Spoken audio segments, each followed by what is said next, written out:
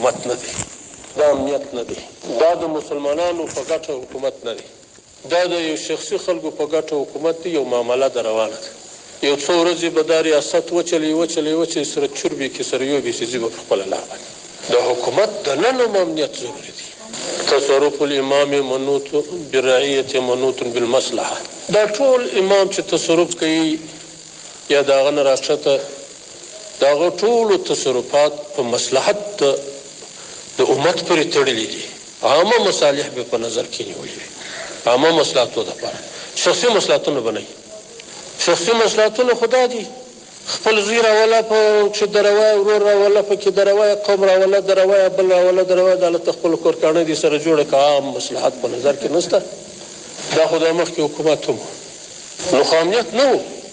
د امنیت د ثبات دوام دپاره دا شرط دی چې خواهشاتو پرېږدي. ټول خواهشات به شریعت ته تابع کوي. په ځان کې به هم شریعت راولي، په خپل اداره کې به هم شریعت راولي، په خپل کورنۍ کې به شریعت راولي. که ستا په کور کې شریعت نه وي نو ته څنګه بیا دا دعوه کوې زه په دې ملک شریعت راولم؟ که ستا په اداره کې شریعت نه وي، که ستا په بدن کې شریعت نه وي، څنګه به دې دا دعوه خلک ومني چې زه په دې مځکه باندې د الله دین راولم، شریعت راولم؟ دا خو دروغجنه دعوه ده. نو په اول د ځانه شروع کېږي. اول به زه پر شریعت باندې ځان برابروم، داسې به نه کوم چې شریعت پر ځان برابروم، چې زه کوم هغه شریعت دی، یا شریعت ترازو ته به زه ځان وراچوم. څنګه وایي شریعت؟ څنګه زه وایم همدا یو چا یو مسؤل څه پوښتنه وکړه، تعزیر ورکوي و دې سړي ته، دا سړی بندي که دا سړی ووهه. کوم سړی د بندي کېدو مستحق دی، کم یو د دې تیزې خبرې مستحق دی، کم یو د ترش تندي مستحق دی.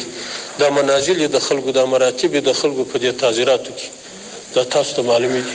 دا چې د یو اسلامي نظام یو والي وي باید دا ټول ورته واضح وي چې پر دې طریقه باندې به کېږي.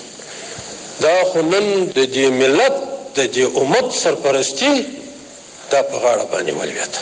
ټول حقوق غواړي، نر یې هم غواړي، ښځه یې هم غواړي، سپین ږیری یې هم غواړي، ځوان یې هم غواړي، عالم یې هم غواړي، یتیم یې هم غواړي، کونډه یې هم غواړي، او د دې حوایج به پوره کوي. که سړی په خپل ځان اخته شو چې وارې زه خپل ځان وباسم، یا وارې څه کوشش وکړم بیا به بیا وروسته کوو، بیا دا امنیت ځي. یعنې خواهشات کله د مخه سوه، امنیت ځي. په دې مخ کې اداره کې خواهشات حاکم و، امنیت تللی و، امنیت نه و. د مجاهدینو په شعار کې بیا شریعت حاکم دی، خواهشات نشته، امنیت راغی. دغه امنیت که ثابت پاتېږي هغه په دې پاتېږي چې شریعت ورسره ملګری شي، خواهشات پاتې شي، نفسانیات پاتې شي.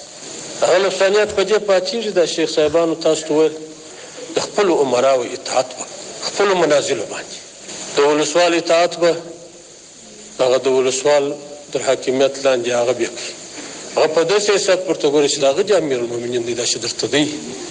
ولسوال به د والي، والي به د وزیر، بل به د بل، بل به د مراتب یې مراتب. بیا خودخواهي هم ختمېږي، خواهشات هم ختمېږي. او که دا بې نظمي سره شروع شو، چارې وایي زه حاکم یم، بل چا ته ضرورت نشته. یو د یو په کار کې مداخله کوه، بل د بل په کار کې مداخله کوه، یو پر یو ځان باندې لوړوه، بل پر بل ځان لوړوه، یو د یو شکایت کوه، بل د بل شکایت کوه، یو د بل حسد سره رواني، سیالي سره رواني. په دې دنیایي امورو کې اختلافات سره شروع شي، یو بل وژې سره وي، لکه دا مخکې اداره کې شو. دا خواهشات په ګډ امنیت نشي راتلی، دا امکان نه لري.